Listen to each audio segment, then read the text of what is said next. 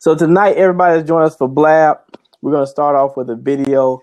There's a female cop. She did a great job. This was taken prior to the actual shootings in Dallas. So just to give you some perspective of the video, this was prior to the shootings in Dallas, and then we had the shootings in Dallas. So we're going to start off with her clip, then we're going into a live discussion. Anybody can jump in and talk. We're reading the comments tonight. Our goal by the end of this show, as the title stated, we're looking for solutions over executions. And when we say executions, that's not just saying cops killing black people or black people killing cops. That's saying black on black crime, white on black crime, Hispanic, any crime where someone's life is taken prematurely. So that's what we mean when we say solutions over executions.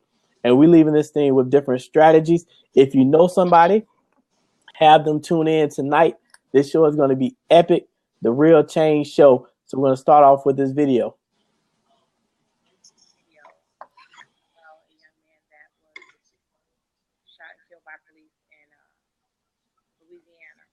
So funny because my son wanted to go to college there. And I kept saying, I ain't feeling that or whatever. What's interesting to me is that the shooting involved a police officer. And I watched the videos over and over and over and over and over again so that I wouldn't become judgmental. Because not only am I a mother of two African-American sons, and I have African-American nephews, and I have brothers, I'm also a person that wears the uniform with the blue. I'm also the one that gives their lives, to put their lives in danger. I wear blue. So I'm looking at it, and I became so furious and so hurt because it bothers me when I hear people say, y'all police officers this, y'all police officers that, and they put us in this negative category when I'm saying to myself, I'm not that type of police officer. I know officers that are like me that will give their life for other people. So I'm looking at it, and it tore me up because I got to see what you all see. If I wasn't a police officer and I wasn't on the inside, I would be saying, look at this racist stuff. Look at this. And it hurt me. First of all, I became an officer in 1996. I grew up in the hood, so I ain't grew up in the suburbs. I grew up on 93rd in Canton. We moved to East Cleveland, so I know what it is. So the reason why I became a police officer was to make a difference in people's lives. I knew what it was like to have a parent on drugs. I knew what it was like to watch people be picked on and bullied on and all kinds of things. I said, I want to make a difference. I want to be that change, so I became that change. So in 96, I took an oath in East Cleveland, sitting in front of Chief Guy that said I would serve and protect my community by all costs. Even if it meant I wouldn't go home to my 1-year-old daughter. And that's what I did. And I did it with integrity and respect. The thing that hurt me most of all was that a lot of people that I was arresting were the same color as me, that grew up in East Cleveland like me, so I couldn't understand that. Why would you want to destroy your community? I couldn't understand. I said, okay, but they're not sworn to serve and protect either. They didn't take that oath. This is what they do. So then I left there and I came to another predominantly black community and became a police officer. I'm the first and only African-American female officer, and I can take pride and respect. I sat in front of Marcia Fudge and took that oath that I would serve and protect my community. And I also moved into my community, and I raised my children in this community. I wear that blue uniform proudly. And I know for a fact I have 6 beautiful children that love me. And I have a husband, I have a family that loves me. And I know there's times I may not come home from work. I have taken guns off 15, 14, 13-year-old children. I'm talking about real guns. I've had to go and tell a mother that their 13-year-old son or daughter was not coming home. I've interviewed rape victims that's been raped by people that look just like me, the same color as me. We are running around killing each other left and right. But what hurts me the most is the people that stood in front of a judge and stood in front of a mayor and said, I swear my oath that I will serve and protect this community. And God, please forgive me, and you can delete me if you're getting mad at me. If you are white and you working in a black community and you are racist, you need to be ashamed of yourself. You stood up there and took an oath If this is not where you want to work at, then you need to take your behind somewhere else. I decided to work in the African American community because I'm African American and I wanted to make a difference. I could have worked in Parma. I could have worked in Lakewood. I could have worked in North Olmsted. I'm a double minority. They would have got 2 hits for me because I'm African American and I'm a female. I'm here because I wanted to make a difference. But how dare you stand next to me in the same uniform and murder somebody? How dare you? You ought to be ashamed of yourself. So why don't we just keep it real? If you're that officer, then know good and well you got a God complex. You're afraid of people that don't look like you. You have no business in that uniform. Take it off. If you're afraid to go and talk to an African-American female or male or a Mexican male or female because they're not white like you, take the uniform off. You have no business being a police officer. Because there's many of us that will give our life for anybody. And we took this oath and we missed it. If you are that officer that's pregnant, take the uniform off and put the KKK hoodie on. Because I will not stand for that. If you're an officer that works with me and you're wrong, I will tell you you're wrong. My heart goes out to that young man's family because if it was my son, I don't know what I would do.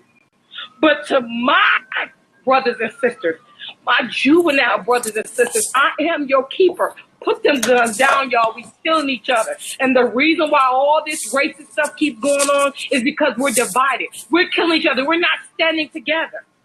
See, Martin Luther King them stood together. You didn't hear about a bunch of black people killing each other. We got to stand together because a house divided against each other will not stand. And we got to be smart. Don't mean go tearing up stuff. Be smart. I am my brother and my sister's keeper. That's why I'm going to keep this uniform on. Because today I wanted to quit when I saw that video. But I need for y'all to support the ones of us that are right. And I need for you to stand for those that are not right. I also need for y'all to become role models for our juveniles, y'all. They're killing each other left and right. I'm telling you.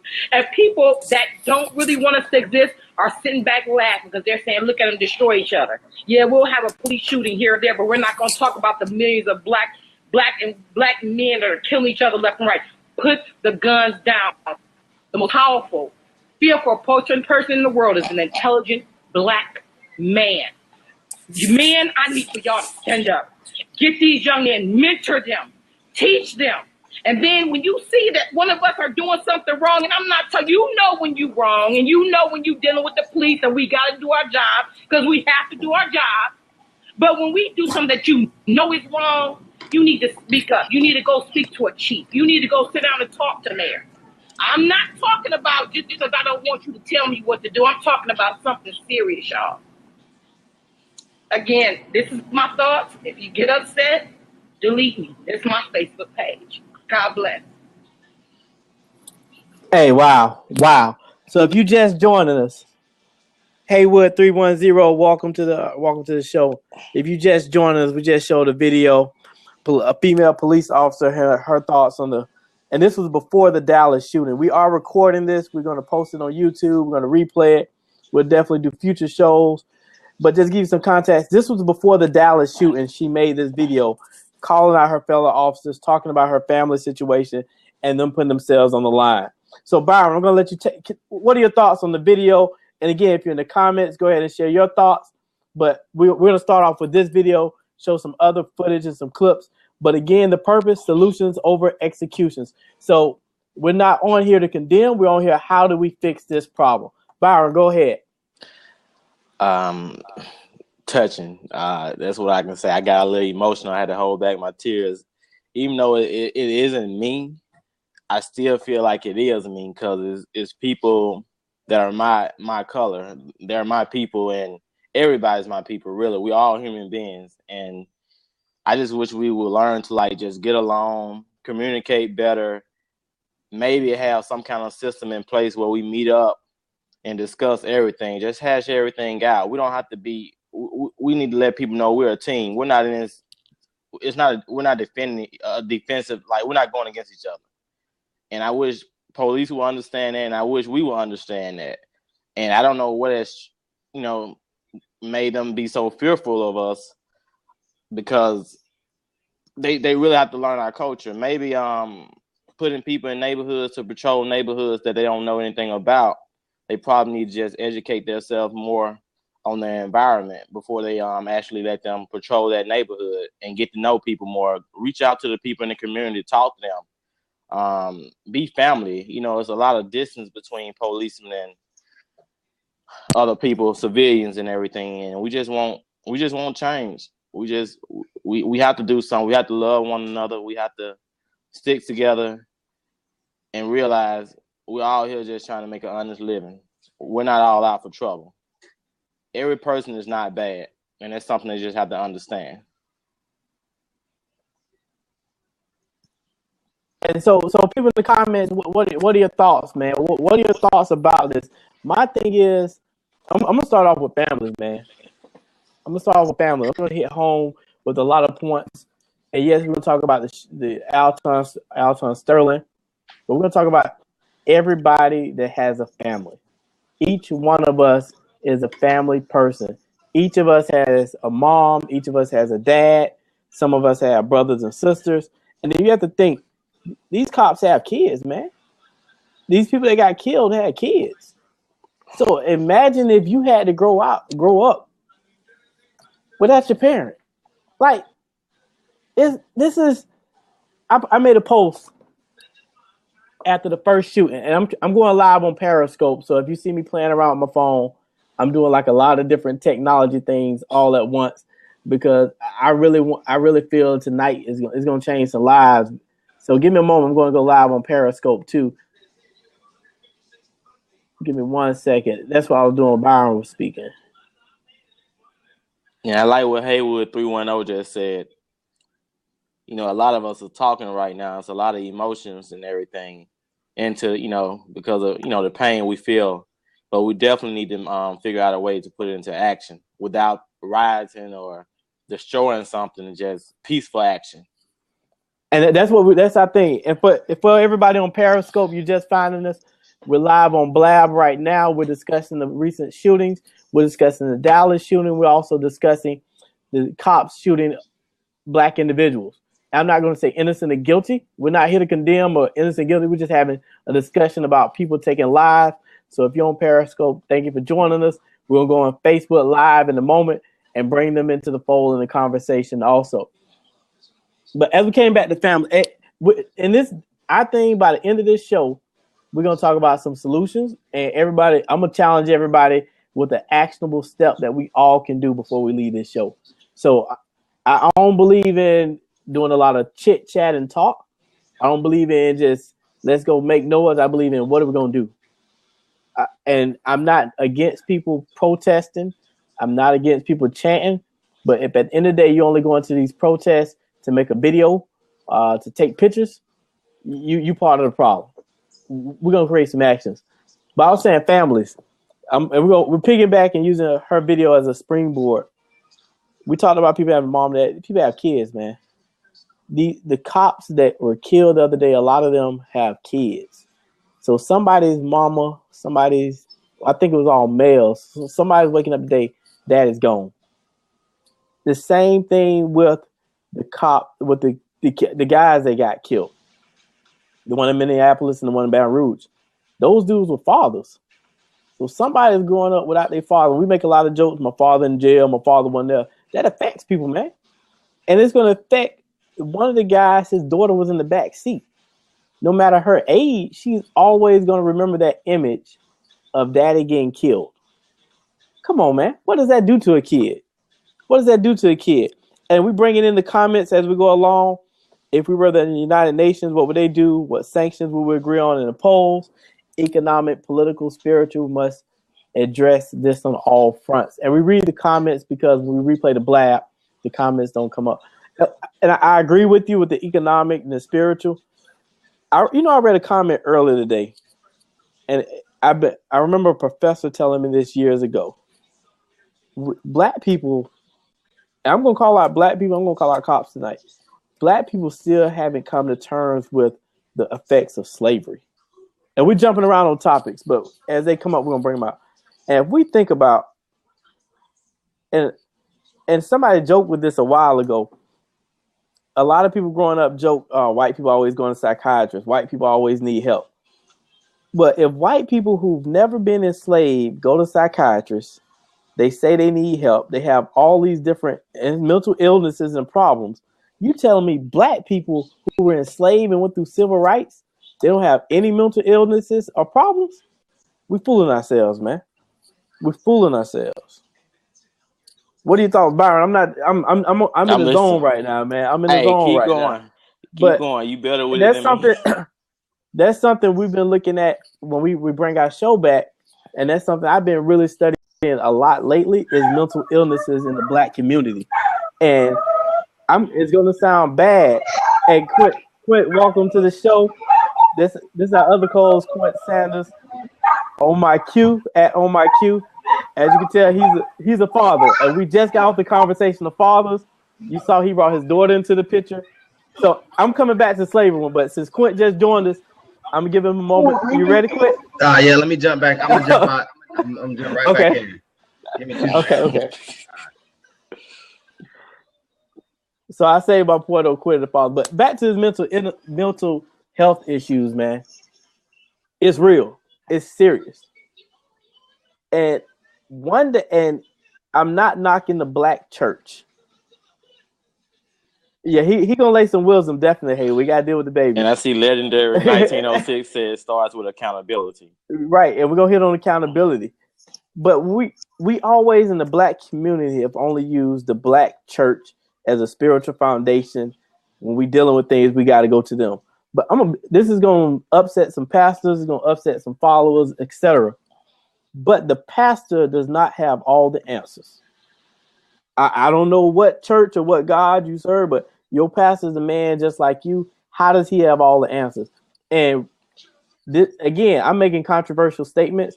If your pastor is not trained in psychological affairs, like dealing with psychology and mental illnesses and how to help people, no offense, you can't just tell me you prayed on it and you got you know what to do. This is deeper than just praying on it when somebody dealing with the mental illness and the strategies you have to use with people. Look at Be the Best is saying mental illness is a problem. People don't know it's a sign. And I think that's stupid for us to say it's a sign of weakness. You weak because you got a mental illness? Come on, man. Come on, man. It's so deep what black people are dealing with. It's so many different things, and we got to start. I'm being honest as a community, pulling back the scab, and like I was telling my coworker today, taking off these band-aids and start looking at what are the root causes and root issues. It's deeper than cops killing black people. It's deeper than that. Because if cops killing black people, the only thing I had to worry about, guess what? We can fix that. We can work on that. But guess what? When I walk out the door, I'm not just worried about a cop killing me. I got some brothers that I'm worried about killing me. I got some kids that I'm worried about killing me. So when we talk about this problem tonight, we're not just talking about cops killing people and black people. We're talking about mental illness. How do you overcome that? How do you overcome these kids growing up with no father figure in the house?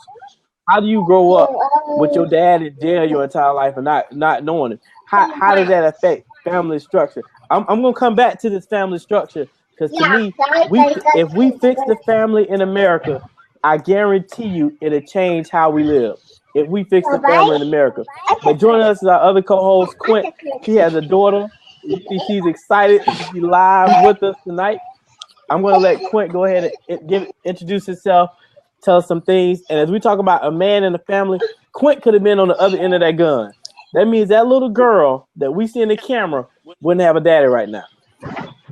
Right. Think about that for a moment. Go ahead, Quint. It's on you, man. Yeah, absolutely. I want to just say good evening to everybody who's watching. I appreciate everybody tuning in. And I've been as Chris said, I'm a father, and family comes first. So I got to deal with. I wanted to get on this bat that I got, my little one in the picture and things like that. But just to share my thoughts, listen to the video where you have an officer who was upset. I think we need more of that. I was watching a famous radio host, Rosenberg. He was saying that he had an officer call in, and the officer was saying the officer wouldn't admit that what he saw in the video was wrong. I mean, he said that's part of the problem, where if he said if I see another DJ or personality doing something that's wrong, then I'll say he did that wrong, or he didn't do that right, or even if you go whatever your profession is, you have to be able to say I disagree with that, or I don't think that part is right. And when you have things that go on in the media, and you don't see an overwhelming number of law enforcement officers, or even public officials saying, I don't agree with that. I don't think that was right. I don't think that was right. I don't think that it was handled the right way. I think it could have been handled a different way. Then all it creates is two sides. Either you are for law enforcement or you're not, and that's part of the problem as well. You can be for law enforcement and for Black Lives Matter or for Lives Matter, period. You can be both. But when you don't have other people in law enforcement stepping up and saying just what she's saying, that sometimes they're wrong. Sometimes people are going to be wrong. You have to admit to that. So that's kind of the point. One of the points I wanted to make, just kind of jumping in here and from what I can hear and see, and I think if with an open forum and discussion like that, that would make things a lot better as well, and then open up the lines of communication. Go ahead, Byron. You know me, man. I got Periscope going. I got the Blab. I'm going on Facebook Live in a moment, because the next one I'm coming back to this family thing, man. I'm gonna harp on this family thing for a moment. So go ahead, Byron. Go ahead. Basically, back to what Q just said: accountability, because you got to hold people accountable for their actions. If you don't hold them accountable for their actions and speak up on it, they're gonna think it's okay what they're doing, and they're gonna keep doing what they're doing. If my brother or somebody or my wife or anybody does something wrong, you need to let them know. If they're doing something wrong, you don't just sit up there and not say anything about it because you love them a lot, or you all are together. You gotta let people know, hold them accountable for what they're doing, and then they can maybe recognize what they're doing and make change. That's another thing, like you was saying, you got to hold people accountable. If they're a cop, you're a cop, still say they did. If they did wrong, they did wrong. Stop making them think it's okay what they're doing. And also with our own brothers, if we're doing something wrong, let them know what they're doing is not right. Don't go along and say, no, it's nothing wrong with that, because they're going to think it's okay. Some people really can't. They can't think for themselves. They need somebody else to let them know what is wrong and what's right. Quint, what's your thoughts? I was muting your mic in and out to help you. Okay, yeah, I was gonna ask wait for me to mute it. I might. Yeah, I was muting your mic, but you fine, because I'm still pulling up this Facebook Live for the next point. Okay. You wanted my take on what Byron just said, or just in general? In general, man. Tonight okay. We literally open space. I'm coming back to the family once I get on Facebook Live, because I want a lot of people to hear what I'm about to say about family. All right, but it's open discussion, man. We're gonna make change. We're gonna change something. Yeah, a couple things. I want to make a couple points that's been really really bothering me, man. Being honest, with just everything that's been going on. First point is this. I watched interview with rapper Lil Boosie from Baton Rouge. Okay, now he said that, listen, this kind of stuff has been going on for years, but now everybody got camera phones. It's cameras everywhere. It's people watching. You can't do all the stuff that you would normally do. He was like, normally this stuff would happen. This little scuffle will happen at the gas station. He dies. They say he was reaching. You got 10 witnesses say he wasn't reaching. It don't matter. The law enforcement is going to trump it, and then it gets swept under the rug.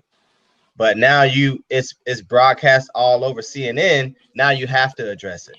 So, I mean, that technology is something, boy. I mean, in all aspects, you have, I mean, because there's been injustices going on for years and years and years. It's just now it's time to face the music, and people have to. You can't ignore it anymore. Like, you can't ignore it. Yesterday I watched somebody pass away on TV, man. Like on YouTube. You know what I mean? Like, it's crazy. So, I mean, that's one thing you have to with these camera phones and technology. I mean, things that have been happening for years and years and years. It's finally coming to a head, really being honest. And I don't want to say that it's a good thing that, none of this is good. Nothing out of this can be, I can consider good. No officers losing their life, no fathers losing their life, no women, no nothing. Nobody losing their life for no reason there. So I can't say anything like that. But what I can say is I'm glad that it's not just swept under the rug. Like with somebody videoing it and seeing it, it's an issue. And then you have people that you do have these marches for peace, and you do have these things that are happening, and there is progress, and that's one thing I wanted to say. The other thing too is watching the interview, he was saying that you have these newer, which I believe one of the cops in Baton Rouge was a newer police officer. So you have a newer officer who are scared of black people, which I don't understand why people are scared of black people. Like, we're probably more scared of you as an officer than you are of me, but people are scared of black people. So he's like, you have this officer who is scared of black people in an all black neighborhood with a gun and a badge to defend his actions with the gun. That's a scary thing. Anybody who is scared with a gun is always something scary. I mean, regardless if they're a police officer or not. You got somebody that's fearful and they have a gun. I mean, that's a bad combination. So those two things, you have that across the nation. You send in someone into these all black neighborhoods, they're already fearful. So that's when you get somebody reaching for their ID in New York and getting shot 41 times, reaching for their ID. They don't speak English as their first language, or reaching for a permit. These officers are scared of African American, especially African American males, and they have a gun. You know what I mean? You have someone who's scared with a gun. That's a bad combination. And those are 2 points that, that and the technology were 2 points that I thought were real valid points. So just a couple, things from me, from what I thought. Wow. Byron, your thoughts. Man, I don't even know how to follow what Q just said. Did a good job, man. I see Legendary 1906 said, what do you think about the Blue Lives Matter law signed by the governor of Louisiana? I'm not familiar with that law. Not too familiar with it, but I'm pretty sure I'm pretty sure if it's a Blue Lives Matter law, it's probably basically saying it's a law basically sticking up for the police of Louisiana. That's the way it sounds. I could be wrong. Am I correct, Legendary 1906? Yeah, I asked him to elaborate on it. All right, fellas, we're about to go live on Facebook too. Yep. So give me a moment. I'm gonna hit that button for Facebook also. I forget I'm in a hotel room, so it's kind of crazy. So Legendary 1906 said yes. I guess I was hitting right on it. It basically speaks to the volume of how Louisiana is and how a lot of things haven't changed. Appreciate the link also. A lot of things haven't changed. I'm from Mississippi, so the people are still in their old mindset. They don't. Some people don't want change, and it's unfortunate. Sometimes they're raised that way. Sometimes they just acquire it. I'm just hoping that it changes. I don't know what we can possibly do to change it, but something has to be done. It has to be a meeting of the minds, and we got to come up with a solution where nobody is harmed, nobody is hurt, and cooler heads prevail. That's the only thing I can tell you. Okay. Real quick, fellas, I'm gonna give us a shout out on Facebook, and then we're gonna come back to it. I got another conversation as we talk about what Quentin mentioned. So we're live on Blab. If you have Blab, BLAB, download the app or go to the website blab.im. We're discussing the recent shootings, the one in Dallas, and then the other black men have gotten killed. But we're talking about solutions over executions. So what are ways that we can prevent this in the future? And what are ways we can change this? So we're live on Blab. You'll hear my point of view. But if you log into Blab, you'll be able to chat and interact and hear the other hosts. So I go live for a while with Facebook, and then I come back to Blab. But if you're on Facebook, go to blab.im and check us out. But Van Jones made a good point. He had an interview with Newt Gingrich earlier today. And whether or not you agree with Newt, he has some, different viewpoints than I do politically. But Van Jones said this: police feel like they're being targeted. Black men feel like they're being targeted. Think about that. If you're police, you feel as though there's a bullseye on your back. People hate you because you wear this uniform. Right. If you're a black man, you feel as though people hate you because you have on all black. The only difference is a cop can go home and take off his uniform. A black man, you're a black man until the day you die. So Van Jones' point was, since we both feel threatened, is there a commonality between the two that we can come together now? If a black man feels threatened, just like the police feels threatened, is that something that can bring us together? It's something to think about. Yeah, I mean, I agree 100%. Just like I was saying, like, people are scared of black people, and a lot of black people are scared of crazy other races. You know what I mean? I'm scared of the guy whispering to himself in the corner, and I don't know why everybody else isn't. You know what I mean? Who looks different than me, but everybody's scared of me, and they're clutching their purse when I'm getting close to them. So, and it's the same with police officers. Like, you have police officer who he's scared and he's nervous. So you got somebody nervous with a gun, and then you got somebody else. If as a black person, they get pulled over, whatever the case, they stop, they're automatically nervous. So you got two nervous people. One of them got a gun. Maybe both of them got a gun. If they both got a gun, then that's when you got a real problem. So I agree with that statement that he made. Absolutely, that Van Jones made. Like, that's a recipe. Really, that's the recipe in a couple of these things that have happened. You have people scared. They don't know about each other. They are fearful of someone else just because of how they look. And then that whole interaction causes something else, which is a problem. I agree with the point made. For those of you on Facebook Live, I'm on a blab right now. I show the Real Change Show. We're discussing the police shootings, and I got an idea. And we're talking about solutions over executions. This is what I think every police department needs to do. They need to have something called paired enforcement. And I don't want to hear it costs money. It's costing lives, which are more valuable than money. And when I say paired enforcement, it looks like an officer just joined us. Thank you for coming in. When I say paired enforcement, this is what I mean. In every community, you have to have two officers at all times. The buddy system. One officer has to live in the community. Live, not be from it. Live in the community. One officer has to be from outside the community. What happens? I got somebody from this area, somebody not from there. The person from that area should be able to relate to it. The person not from that area should be able to learn from this person how this culture lives and interacts, and then they can hold each other accountable. If the person from the community is not being just, the person not from the community say, hey, he needs to be arrested. And then vice versa. If the person not from the community is doing something aggressive, the person from there say, hey, man, his grandma lives next door to me. Let's just walk to his house. Paired community enforcement. None of this, just the black people in the black neighborhood. For what? We need white people in the black neighborhood. We need black people in the white neighborhood.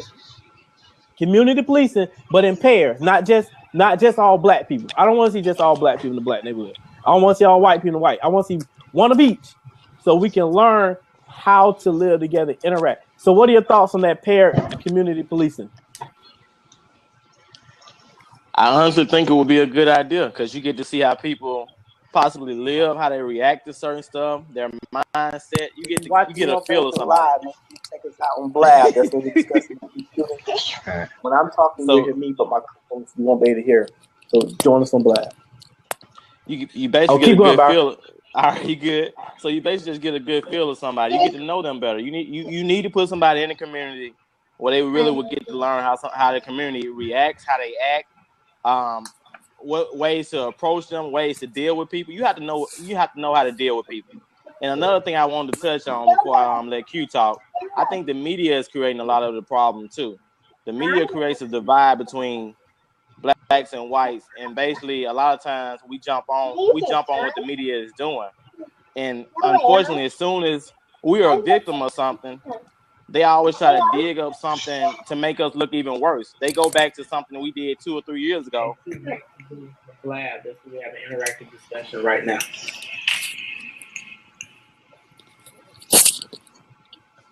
Hey, you brought up a good point. And again, you probably guys hit me when I try to move the microwave.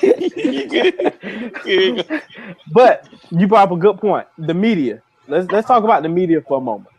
The media definitely distorts stories. I saw the video yesterday.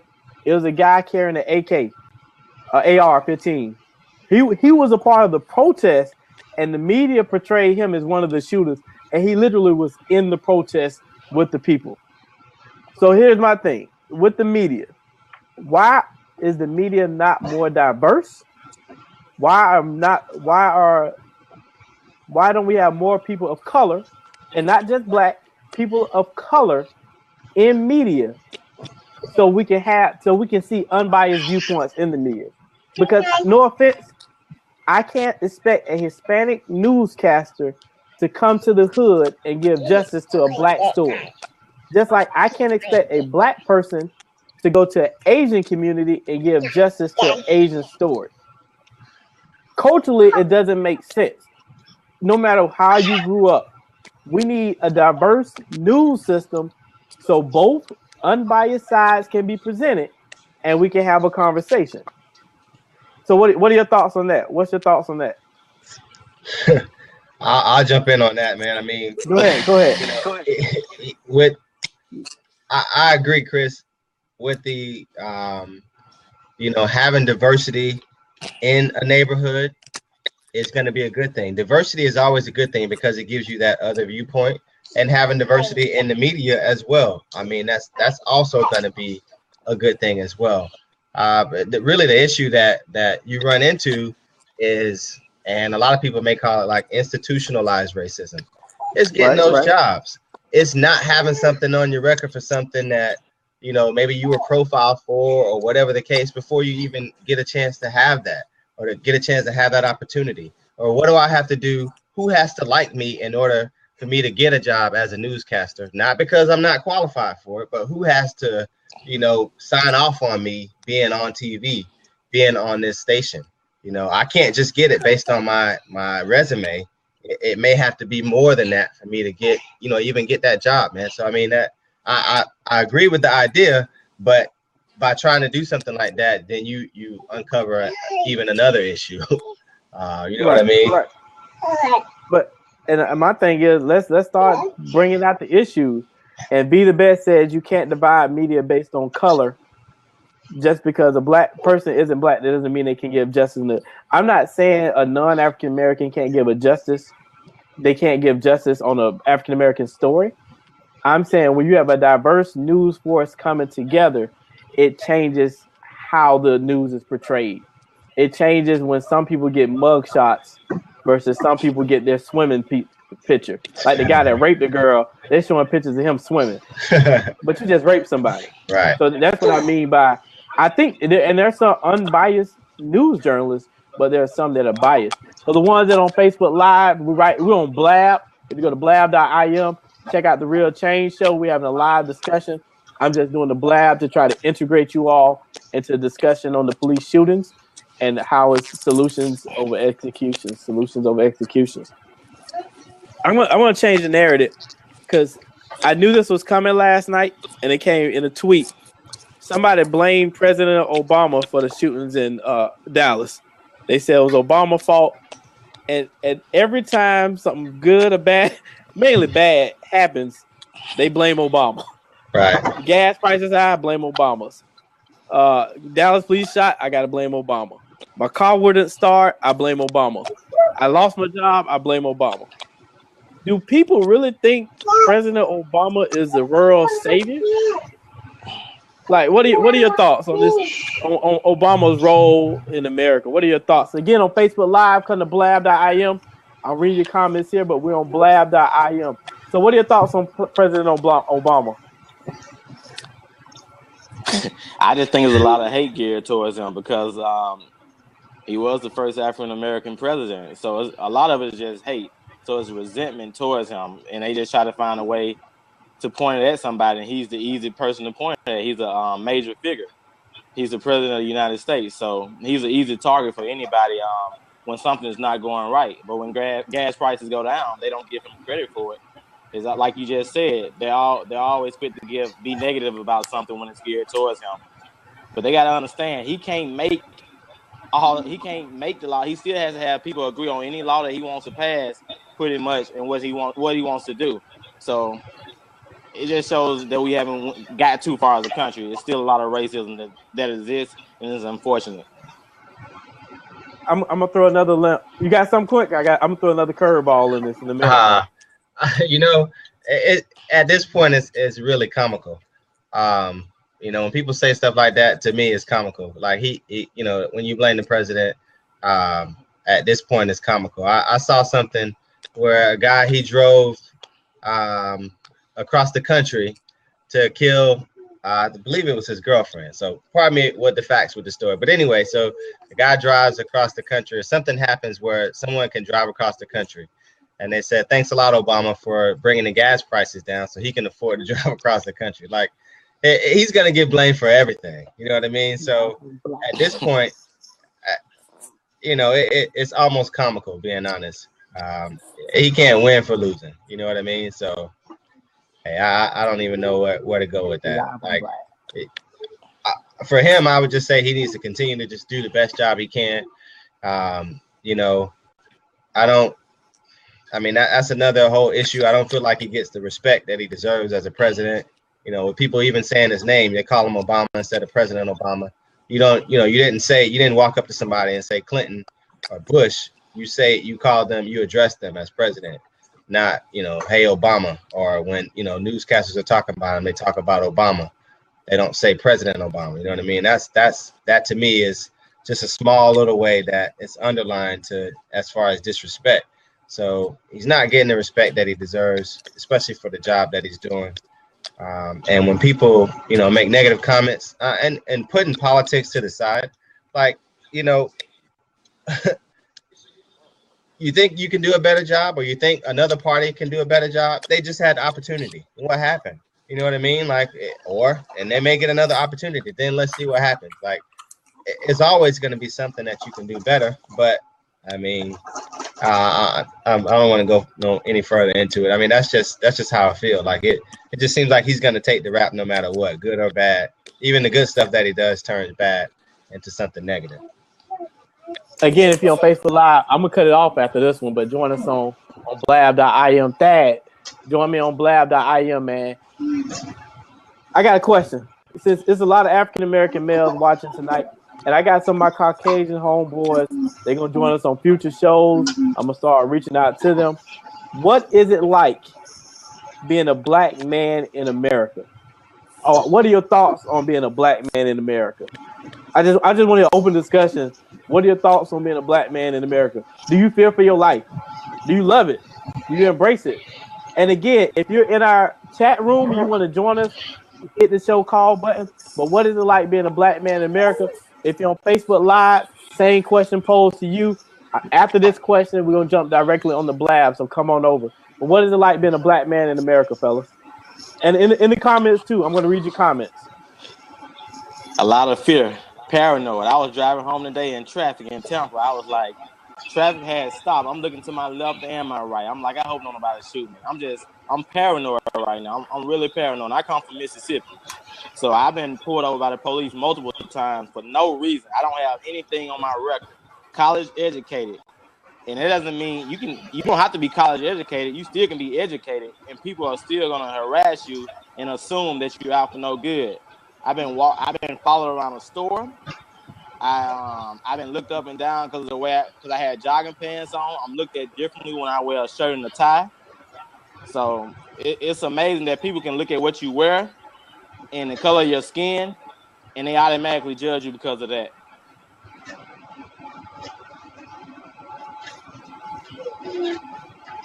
Yeah, I agree. I agree there, Byron, 100%. You know, I was watching something, and it was. I've actually watched a couple things. There's a show called "What Would You Do," where it has it'll pose two scenarios and see how people react to it.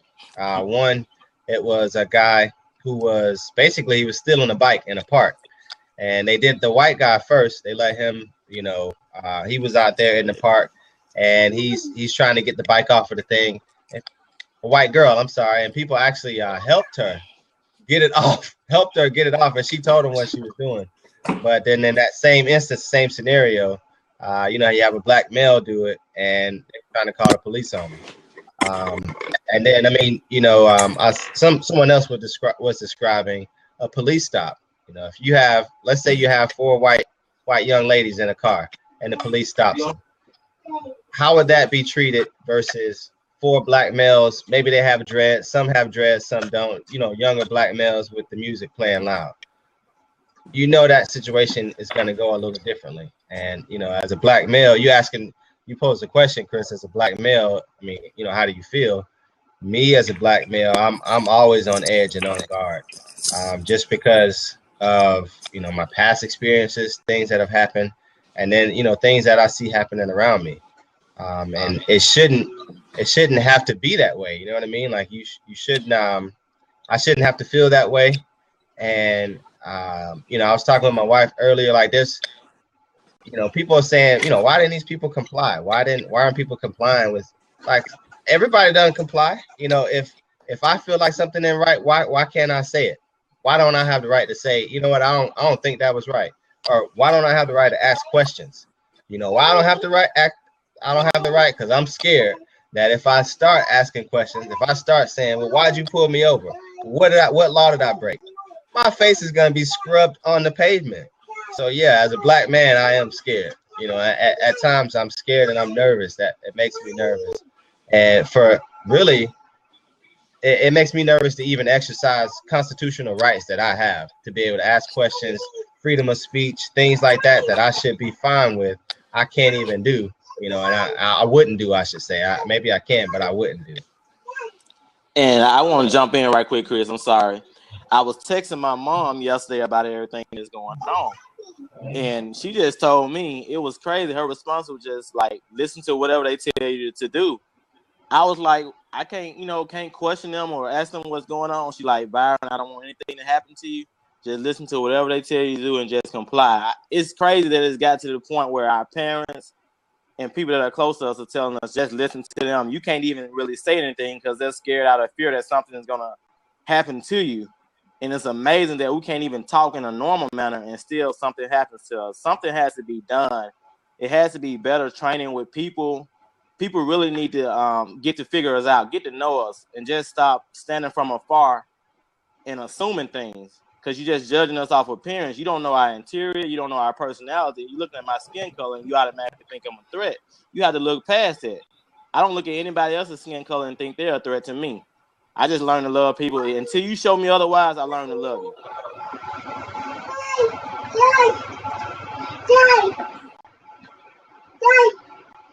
I'm looking at Vita Best. She's asking about the police chief. Well, I want you guys to weigh in on that, maybe. The New York police chief who was profiled, actually. I don't know if you guys saw that story. And he said, you know who I am? Is what he said. He's asking the officers, you know who I am? So I don't know if you guys had a chance to take a look at that. But basically, he was profiled.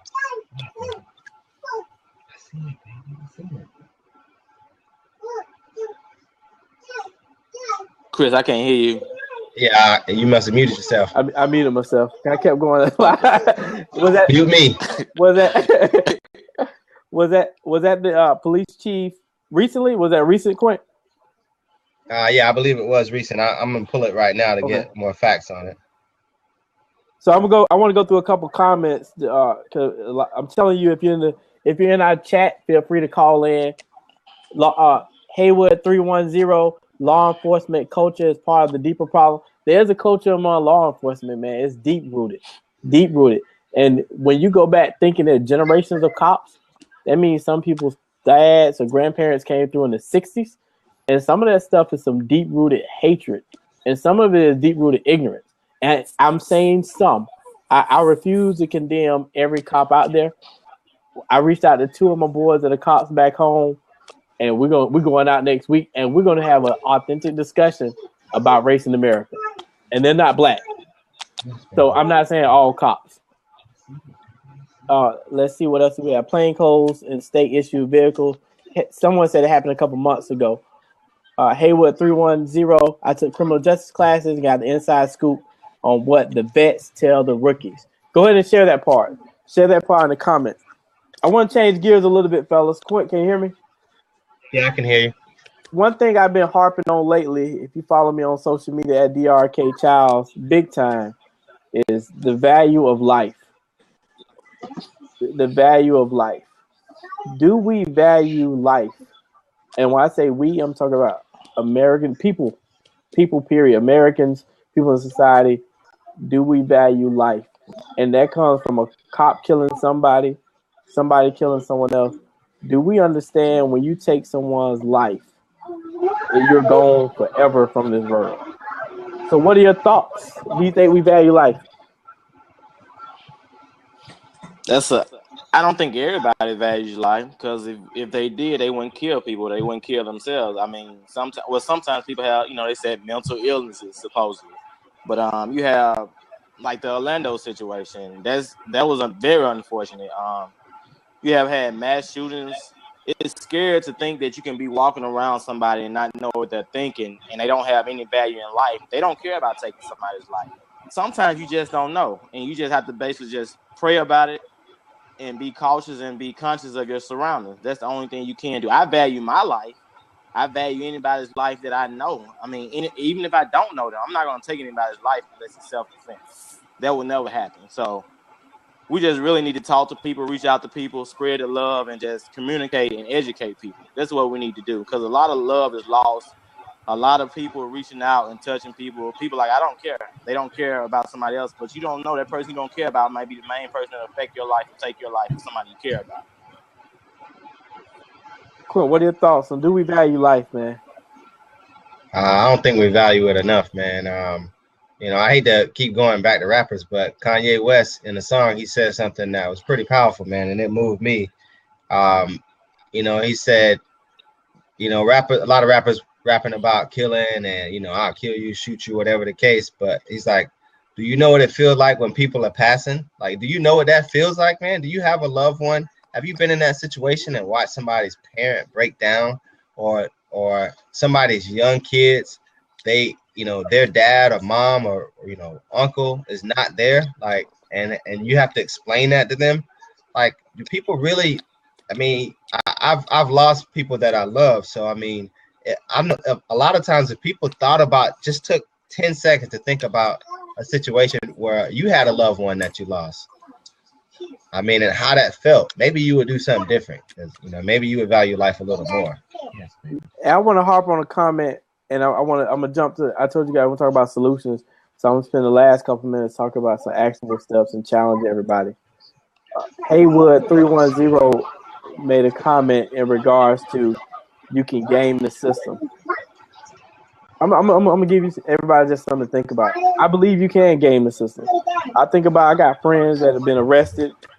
Some most of them lost that trial. Some beat it, and they gamed the system. They knew what to say, how to say it. They had the right lawyers. So when a cop is involved in something, guess what? They have the right lawyers. They know what to say. So are they really gaming the system or playing the system like the average individual? When it's time to go to jail, you're gonna play the system to stay free. But what if this system was changed where you had diverse group of judges, not just old white men? You had juries that represented their peers, and a diverse jury. That means more people are registered to vote. So when you register to vote, they can call you for jury duty. And when they call you for jury duty, you don't pull that crap, I'm sick, or I find an excuse. Go actually serve on the dang jury and help somebody either go to jail that needs to be in jail, or not go to jail who shouldn't be in jail. Or what if more people valued education, not trying to be a damn rapper or trying to be a damn athlete, and jumped into law enforcement and been a lawyer, or not doing, no offense to people that are corrections, but dang, be a dang on cop. When a person is in corrections, they already in jail. Beat them. I'm looking at before we get to this. How do we stop these things? How are we in the system, the law enforcement system, what's a diverse and fair law enforcement system is representative of everybody. It's representative of America. How is the judge system representative of America? I'm not even talking about just race. I'm talking about even male, female. To me, those are bigger solutions that we need to work about. And I don't want no dang excuses about this and that and the other. Because at the end of the day, in America, you can do what you want to do. You can be what you want to be. If you could dang show run a damn football down the field, take that same energy, because half of y'all won't make it. 99% of you would never play professional athletics. Keep it real. 99% of you would never be the next dang Jay-Z or Beyonce. Go get an education and do something to give back to the community. Go be a teacher. Go do something that's going to be bring value to the community. If I see one more person, I'm a rapper. Man, you 40 damn years old, you're a rapper. But I'm supposed to value black people all of a sudden because you're a rapper? When you can do anything with your life? Oh, that's my passion. Man, I ain't trying to hear that crap no more, man. I'm sick of that crap, man. I work too hard to get where I'm at, and I'm trying to help others get to that next level. I'm not saying not be an entrepreneur. I'm saying I'm gonna call them out. If you only focus on athletics, if you don't make it to the NFL, you're part of the problem. And guess what? 99% of y'all ain't gonna make it. Because you're gonna tell me about your pipe dream of being in the league where you can be back here helping these dang kids get better educations, helping these fools stay off the corner selling rocks, thinking they're making some money, and do other stuff other than be a damn street hustler trying to get money out here. And they ain't getting no dang money. Come on, man. Drug dealers ain't making no money out here. But let rappers tell it. And I'm gonna call Quint said Bootsy earlier. Them clowns ain't making the money they making, and got our kids thinking they making this money and doing these things because they got a raggedy ass Chevrolet Caprice with some 20s on it. They getting money out here, ain't got no damn house. That's what we part of the problem in the community, man. So my thing is, when are we in the community gonna step up, start looking at Obama, start looking at these cops coming out and look at how the hell we gonna change our own community. Stop opening dang on car washes on every corner and talking about we get money out here. Open a convenience store. The Arabs got them. Arab man go open a convenience store in the hood. We can't open a convenience store. All we got in the black community, I'm gonna keep it real. The only thing we own in the black community are three things. Three things. Check me out. We own a barbershop or salon. We don't own no nail salon. Chinese got that. And that's not being stereotypical. We own a barbershop, we own a funeral parlor, and we got a church. You go to the hood and tell me what we own in the hood. We got grocery stores. We got Walmarts in the hood. But we out here getting, but listening to these rappers and athletes, we get money out here. We doing it out here. Come on, man. And I'm not trying to hear black people support black people. Because I go to a football game on Friday night, black people standing around there cheering their behinds off. But if I go to awards assembly at school, black people don't come to awards assembly. Unless we're giving out free pizza or something. But we go to football games, though. It's being real, man. We right here. I saw somebody, the brother, he was at Morehouse. He on CNN. He got a new book coming out. I think his name Mark. I'm not 100%. He got a new book coming out. Brother just got a new book coming out. He got a new TV show coming on VH1. You know, he said, hey, I got a new book coming out, new show on VH1. Guess what somebody put in the comments? I think the show comes on Sunday. He said, oh, man, I'm going to have to DVR your show. Power come on Sunday. I got to watch Power. So you telling me this man got a show on VH1, powerful brother, Dr. Mark Lamont, the Mark Lamont guy. I'm gonna look him up in a minute. He has his own show, and you telling me you gonna watch Power? What's the other show that come on Wednesday nights? On Thursday nights? What's the show that come on? Wednesday Night Empire. We got Power, Empire. We watching this bull crap, but your kid can't dang on read. Your kid can't read, but you watching Empire. You finna build an empire. Little Nook can't read, but he can run a football though. He can run that ball though. The hell with this man. Black people, do we care? Do we care? I don't. Hey, I'm hot right now, man. I'm hot because I've been on Facebook. I keep seeing the C word referring to white people. The police, we finna do eye for eye. But dang it, I ain't worried about the police. I'm worried about black people in the hood killing each other. Chicago, they doing enough killings on each other. You think they worry about the police? The police don't gotta go over there and kill them. They kill themselves. But they the problem though. All right, I'm done, man. Y'all go ahead, man. I'm about to go off if I lose my job. Because black people don't want to hold black people accountable. We only want to look to the church and the pastor and pray on it, give some tithes, get a blessing, a breakthrough. But we ain't really trying to address what the heck is going on in the community and be holding each other accountable. When a brother mess up, beat his behind in the hood with fists, get him up and get him on the right and narrow, man. Stop selling rocks and trying to be an athlete, man. Screw football games, man. I don't watch NFL now because a bunch of fools. Hey, I'm keeping it real, man. I'm just saying, think about it. You know somebody right now, you can name 50 people that never made it to the NFL or the NBA. Walking around the hood now, reminiscing on high school days, been out of school 20 years. Get out of here, man. Ain't no dang option, man. All right, I'm done, man. I'm done. Go ahead, man. Go ahead. Let me jump in here, man. You made a couple points, man. I'm hot, man. I'm hot right now, dog. A couple things I'm out here busting my behind to open doors for these kids, man. I go to schools every day. I work with kids. Everybody want to be a dang athlete. I know none of them kids that ever make it. None of them. But they can be a lawyer. They can be a doctor. They can be a professor. And make more money than that. That's my whole point, man. Everybody, it's too many LeBrons in the hood right now. Right. Yeah, I mean, only thing they good at Madden. you made a couple of points, man. I will say, you said something and then you covered it up with something else. Like you said, as far as black people don't support black people, and you said the heck with that. But then you said you gave a statement with a powerful black man with a TV show, and we want to watch Power instead of that. I mean that is the problem. A lot of black people, positive black people, and doing things that they should do, supporting black businesses. Byron posted something the other day. You'll go and spend money with I saw that. Somebody, a stranger you don't know, but you got your friend who is trying to do something, and they may even be trying to do something positive, and you won't support them. I mean, so that therein, that lies the problem as well. You have someone positive, black people, we just, and now a part of it that I will agree with you, we have our priorities in the wrong place.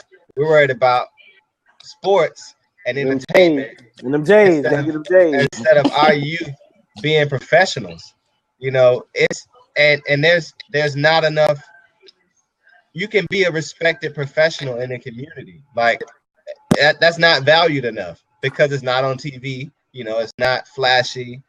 People make really good livings. You can make a decent living, and it doesn't have to be all flashy. You don't have to be a celebrity. You don't have to be a professional athlete or whatever the case.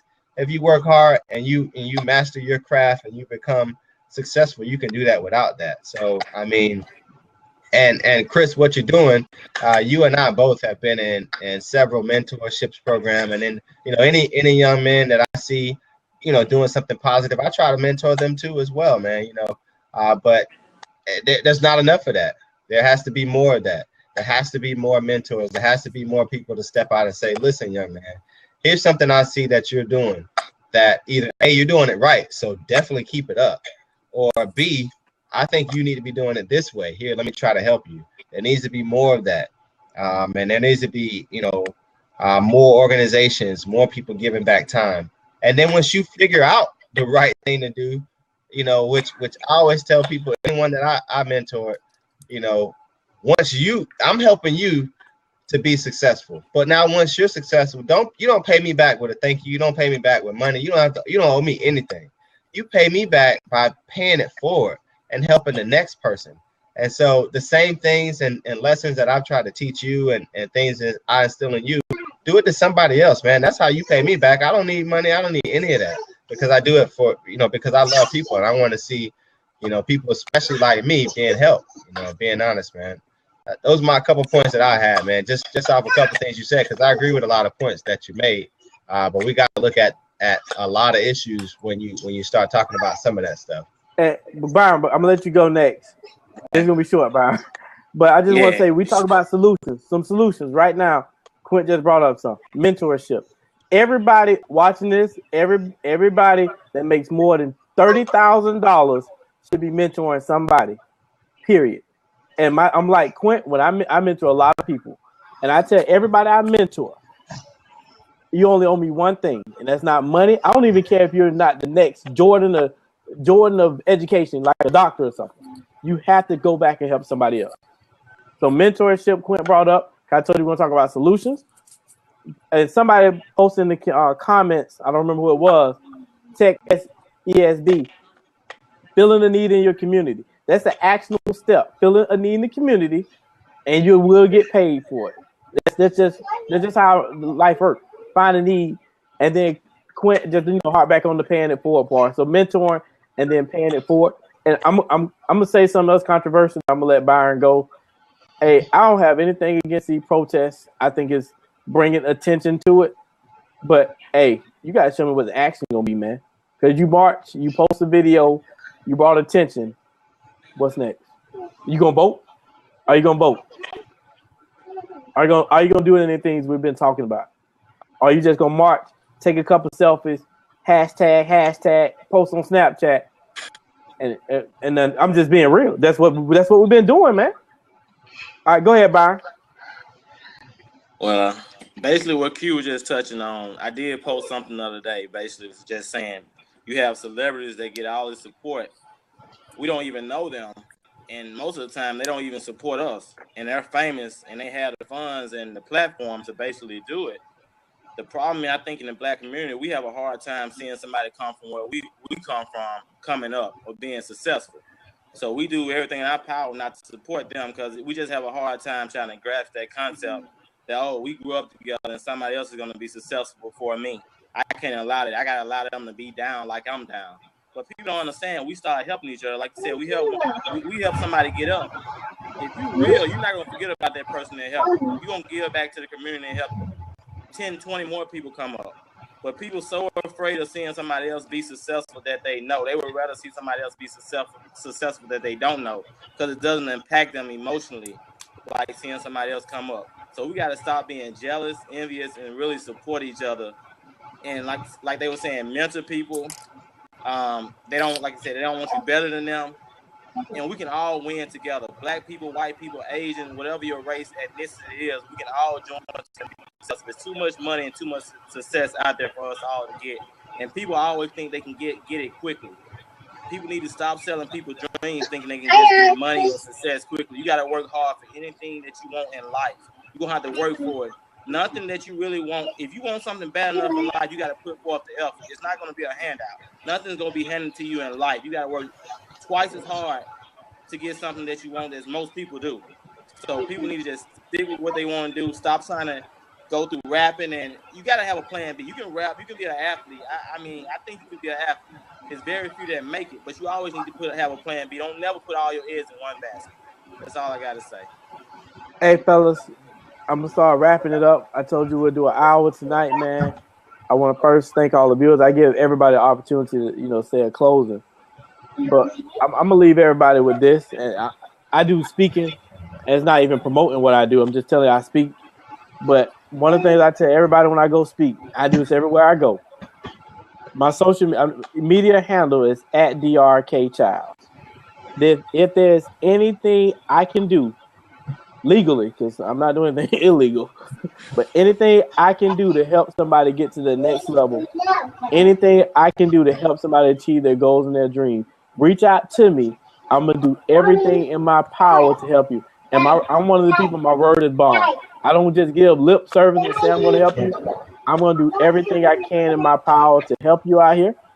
And my wife, I think she may be watching, so I'm not going to say I'm going to give her money and write checks because I've done that. But she's on here, so I'm not writing a check, baby. I'm not writing checks. But outside of a check, I do anything I can to help you, man, because I'm not going to get on here and rile y'all up and talk junk. I'm about action, man.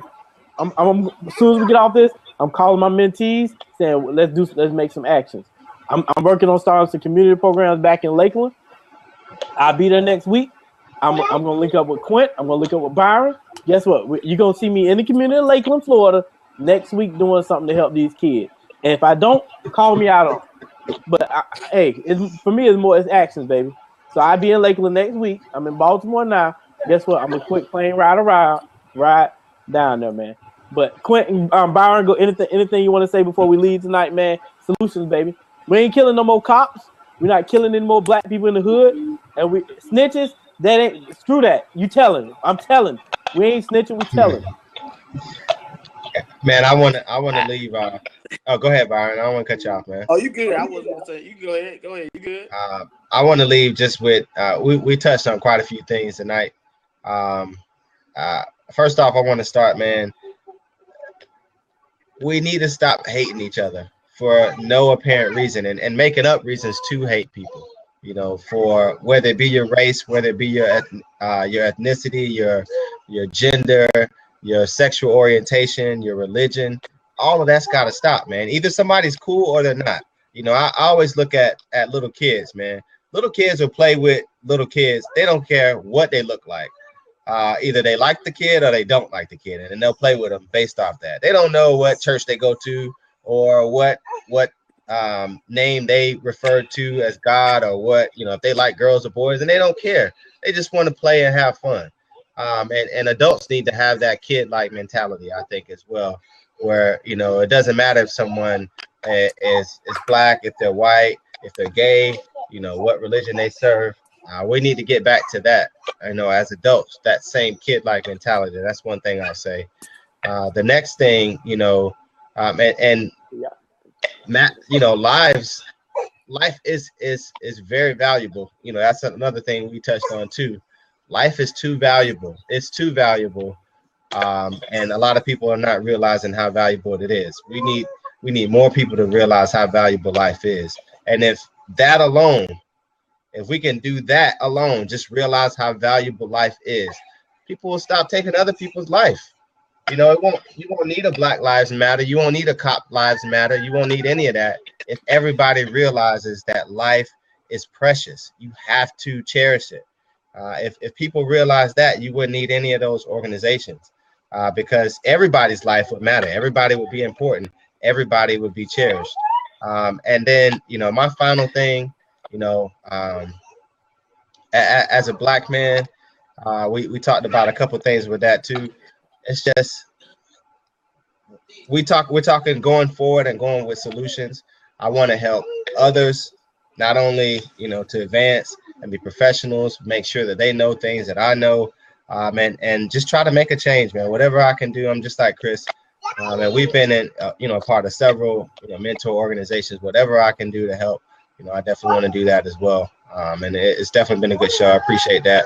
I'm glad we were able to, you know, put it together here and get on board. I'll turn it over to you, Byron.